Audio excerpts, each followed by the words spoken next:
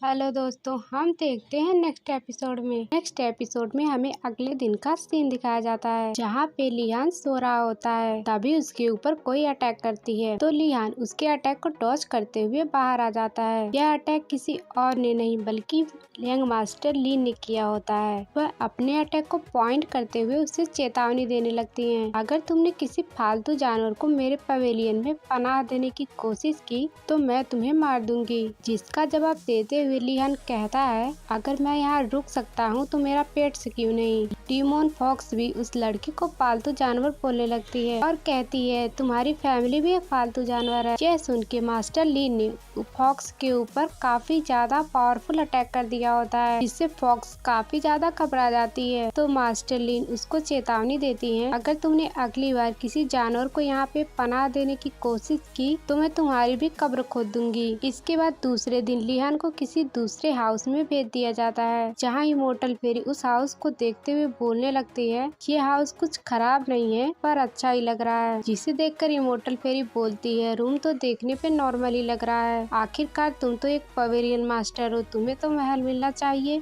तभी उन्हें बाहर से किसी की आवाज सुनाई देती है, कोई उन्हें बुला रहा होता है। तो लियान जब बाहर जाता है तो वहाँ पे एक लड़का खड़ा होता है जो कि लियान को बताता है, यहाँ के पुराने नियमों के अनुसार जो भी यहाँ का न्यू पवेलियन मास्टर होता है उसे बफंग पवेलियन जाना होता है, जो कि चांगहन सेक्टर का एक ट्रेजर हाउस है। वहाँ पे एक पवेलियन मास्टर ही रह सकता है, क्योंकि आप यहाँ के न्यू पवेलियन मास्टर हैं और आपके पास ही वही स्वॉर्ड है जिसने आपको वहाँ से निकलने में मदद की थी। तो इसलिए आपको वहाँ चलना होगा और आपकी काफी सारी मनोकामनाएं पूरी हो सकती हैं और वहाँ पे आपको काफी ज्यादा रेयर ट्रेजर देखने को भी मिलेगा, जिसको यहाँ के लोगों द्वारा हजारों सालों से इकट्ठा किया गया था। उन सब ट्रेजर पर सिर्फ एक पवेलियन मास्टर का ही हक होता है। फिर दोनों मिलकर बफांग पवेलियन की तरफ चले जाते हैं। वहाँ पे पहुँचने के बाद लियान इस बंदे द्वारा बताए गए बातों को याद करते हुए पवेलियन के अंदर जाने लगता है। इसे देखकर वो बंदा काफी ज्यादा खुश होने लगता है, क्योंकि उसे देख के ऐसा लग रहा था कि उसके मन में कुछ अलग ही प्लान चल रहा है। तो लियान उसे पूछता है, तुम इतना ज्यादा खुश क्यों हो रहे हो। वो बंदा बोलता है कि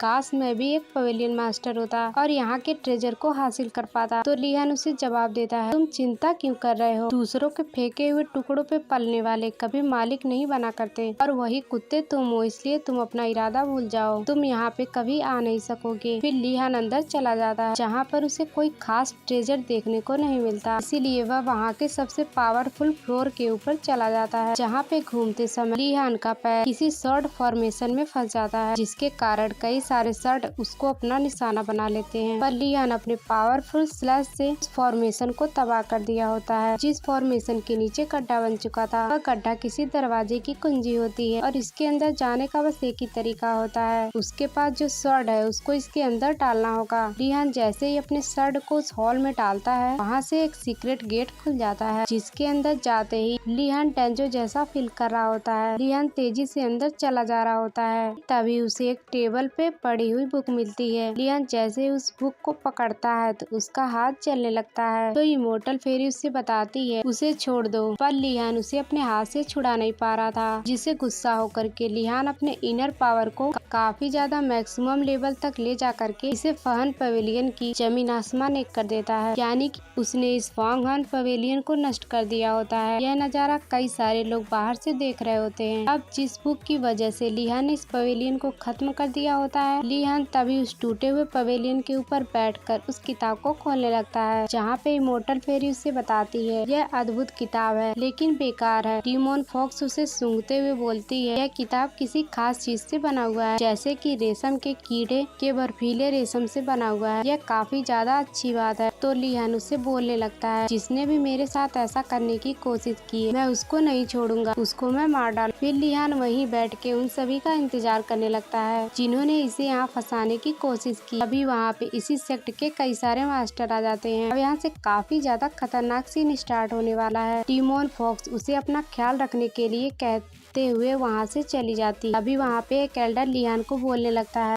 तुमने हजारों साल पुराने पवेलियन को नष्ट कर दिया है। यह बहुत ही बड़ा अपराध है। तुम भले इस पवेलियन के मास्टर हो, पर तुम्हें इसकी भी सजा मिलेगी। जिस पर एक लेडी मास्टर बोलती है, आखिर यह भी तो एक मास्टर है, इसलिए हम इसे 100 साल के लिए जेल में रखेंगे ताकि ये समझ पाए कि इसने गलती किया है। जिस पर तीसरा एल्डर बोलने लगता है, जब आप इसे जेल ही ले जा रहे हैं, इनको बोले कि अपना स्वॉर्ड मुझे दे दे। लिहान चाय पीते हुए तीनों एल्डर को बोलने लगता है, तुम तीनों डिसाइड कर लो कि कौन मुझसे स्वॉर्ड लेगा और कौन मुझे जेल भेजेगा। इसके बाद तुम सब मुझसे बात करना। यह तो तुम्हें मालूम ही होगा कि उस बुढ़े ने ही मुझे मारने की कोशिश की है और मुझे फंसाने की भी कोशिश की है, जो कि ये कोई बुढ़ा और नहीं, यह एल्डर चेन होता है, जिसका बेटा लिहान के चक्कर में मारा गया था, पर उसने तो आत्महत्या किया था। पर यह एल्डर अपने बेटे का बदला लेने के लिए लिहान को मारने की कोशिश में लगा हुआ है। एल्डर चेन उसकी बातों का जवाब देते हुए बोलते हैं, आप तो यहाँ के पवेलियन मास्टर है, मैं भला आपको मारने की कोशिश क्यों करूँगा, मैं तो आपकी सेवा करने के लिए यहाँ पे मौजूद हूँ। अभी वही लड़का वहाँ पे दौड़ के आता है जिसने लिहान को यहाँ पवेलियन में फंसाने की कोशिश की है, जो कि एल्डर चेन के पैरों में गिरते हुए बोलने लगता है, एल्डर चेन आपने मेरे साथ ऐसा क्यों किया। और वह सभी को बताने लगता है कि एल्डर चेन ने ही मुझे यहाँ पे सभी को फंसाने के लिए बोला था। इसके बाद वो मुझे एक हाई लेवल का वेपन देते हैं, पर उन्होंने मुझे ये सब देने से इनकार कर दिया। इस तरह से अपनी सच्चाई सामने आते हुए देखकर एल्डर चेन काफी ज्यादा घबरा गए होते हैं, काफी ज्यादा गुस्सा भी हो गए थे और वह अपने बचाव में बोलने लगते हैं, यह जो बंदा है मैं इसे नहीं जानता हूँ, यह तो मुझे फंसाने की कोशिश कर रहा है। एल्डर चेन उसे मारकर पीछे कर देता है, पर वह लड़का अपनी एक्टिंग को काफी ज्यादा बखूबी से निभा रहा होता है कि उसकी बॉडी को इमोर्टल फेरी ने अपने कंट्रोल में कर लिया होता है, उससे यह सब करवा रही होती है और उसने तो मन में ही बना लिया होता है कि वह तो इस एल्डर चेन का पर्दाफाश करके ही रहेगी। वो लड़का बोलने लगता है कि मैंने तो आपको सब कुछ बता दिया और आप अब मुझे मत मारिए। एल्डर चेन इतना ज्यादा गुस्सा हो चुका था कि उसने अपने स्वॉर्ड को उस लड़के के सीने में उतार दिया होता है। इसके बाद इमोर्टल फेरी उसकी बॉडी से बाहर निकल जाती है, यह किसी को पता नहीं चलता। फिर वह लिहान के ऊपर बोलने लगती, तुमने मुझे उस बंदे के अंदर क्यों भेजा, मुझे देखो मैं उसके स्वॉर्ड के कारण काफी ज्यादा घायल हो चुकी हूँ, मुझे तो दर्द महसूस नहीं हो रहा। इसका जवाब देते हुए लिहान बोलता है कि तुम चिंता मत करो, मैंने तुम्हारे लिए कई सारे शराब की बोतलों का इंतजाम किया है, तुम उसे जाकर पी सकती हो। अब इधर एल्डर चेन उस बंदे को मारकर यह साबित कर दिए होते हैं कि उसी ने लिहान को मरवाने की कोशिश की है और उससे बदला लेने की। उसी ने लिहान को यहाँ पे बुलवाया था, पर उसका प्लान सक्सेसफुल नहीं हो पाया और वह फेल हो गया। इसलिए वह यहाँ पे सबके सामने बोलने लगता है, मैं लिहान को मारना चाहता हूँ क्योंकि इसी की वजह से मेरा बेटा मारा गया था। लिहान उसका जवाब देते हुए बोलता है, यह मेरी गलती नहीं थी, तुम्हारा बेटा तो खुद ही मारा गया था, उसने तो कूद कर आत्महत्या कर ली। मौजूद लोग उसका सबूत है। एल्डर चेन उसकी बातों को नजरअंदाज करते हुए लिहान के ऊपर अपने स्वॉर्ड से अटैक कर देता है,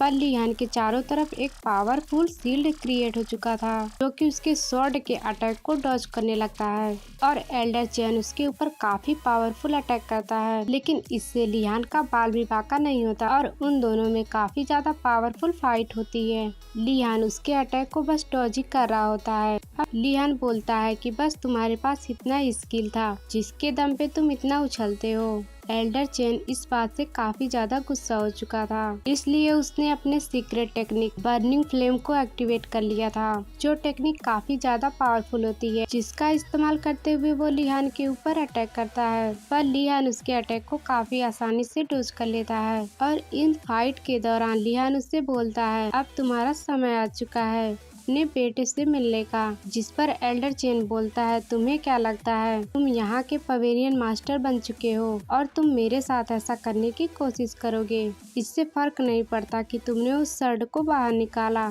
ऐसा हो सकता है कि तुमने उस स्वॉर्ड को निकालने में किसी की मदद ली हो और यहाँ का पवेलियन मास्टर तुम बनना चाहते हो, लेकिन यहाँ का पवेलियन मास्टर तुम कभी भी नहीं बन पाओगे। जिसका जवाब देते हुए लिहान बोलता है, मैं नहीं जानता कि तुम अपने बेटे के बदले के लिए मुझे मारना चाहते हो, यह बात तो तुम भी जानते हो कि तुम्हारा बेटा तुम्हारी वजह से मरा, अब बहुत हुआ, अब तुम्हारा समय आ गया है। यह बोलते ही लिहान उसके ऊपर काफी पावरफुल अटैक करता है और उसे खत्म कर देता है। लिहान उसको मारने के बाद सभी लोगों को वार्निंग देने लगता है, अगर इस बुढ़े ने मुझे मारने की प्लानिंग ना की होती तो शायद यह जिंदा होता और मैं इसे छोड़ देता, इसने ऐसा करके काफी ज्यादा बड़ी गलती कर दी है, इसीलिए मैंने इसे खत्म कर दिया। और अगली बार तुम सभी ध्यान रखना कि मेरे साथ ऐसा करने की कोशिश ना करो। और तुम सभी को क्या लगता है कि मेरी मास्टर एक कमजोर लड़की है? और तुम सबने ऐसा सोच कैसे लिया? और तुम उनको धोखा देने की गलती भी मत करना। मैं उनका एक डिसाइपल हूँ और मेरे मास्टर के खिलाफ जो भी जाने की कोशिश करेगा मैं उसे मार दूंगा। लिहान वह ऐसा इसलिए बोल रहा होता है क्योंकि मिस लिन वहाँ से दूरी से देख रही होती हैं